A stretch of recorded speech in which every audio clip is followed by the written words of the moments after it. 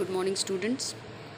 I, Tanuja Kiran from Usha Martin World School, welcome you all in our class 12th physical education.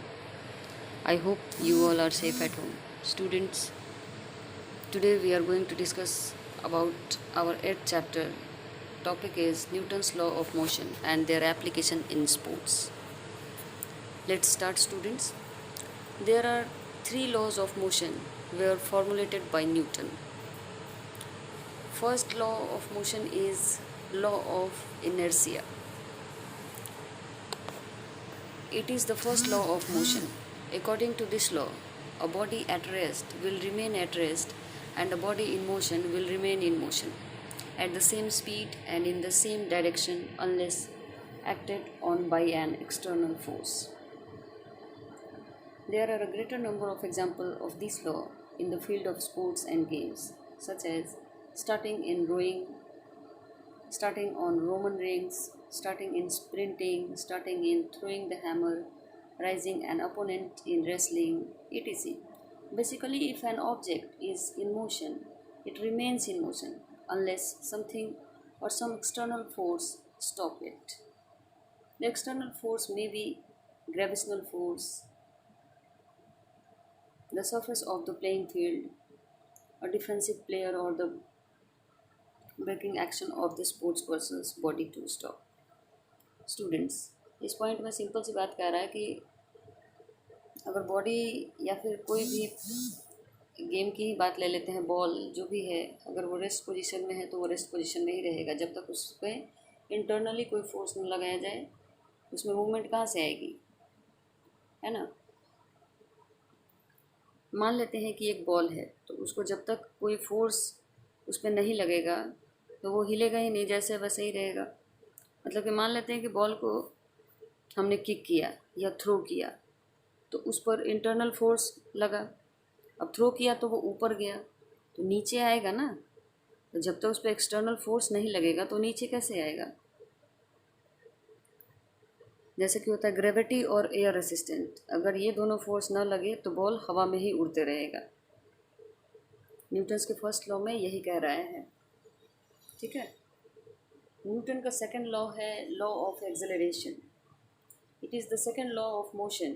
According to this law, a change in the acceleration of an object is directly proportional to the force producing it and inversely proportional to its mass.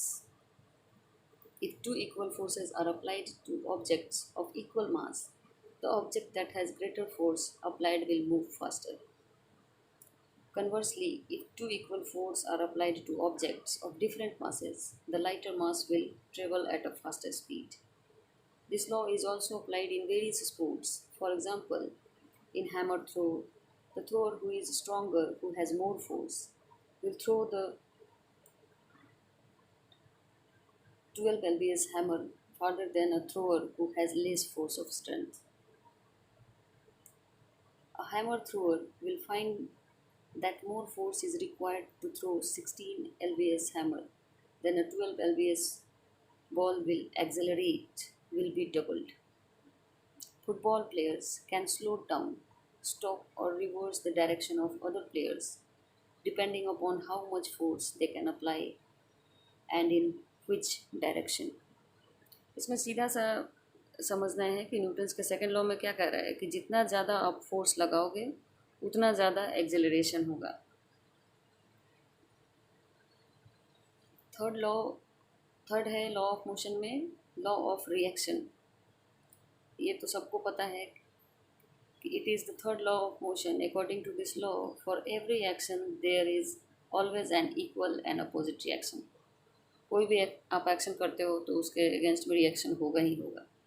There are also many examples in sports where this law is applied, that is springing on diving board for gaining maximum height, bouncing on trampoline thrusted against the water in swimming.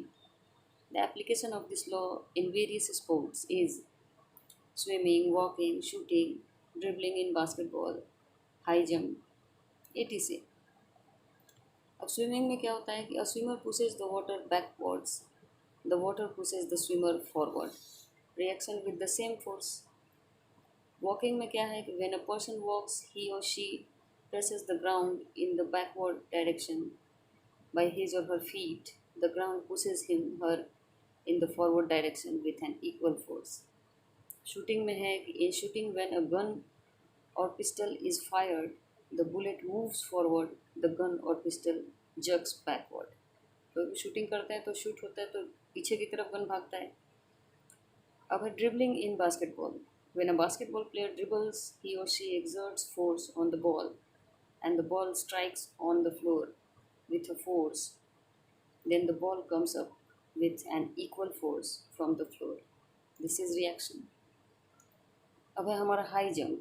A high jumper can jump higher of a solid surface because it opposes his or her body with as much force as he or she is able to generate in contrast to sand or any other unstable surface. I hope आप लोगों को law of motion का ये 3 phase अच्छे से समझ में आया होगा. Now thank you students.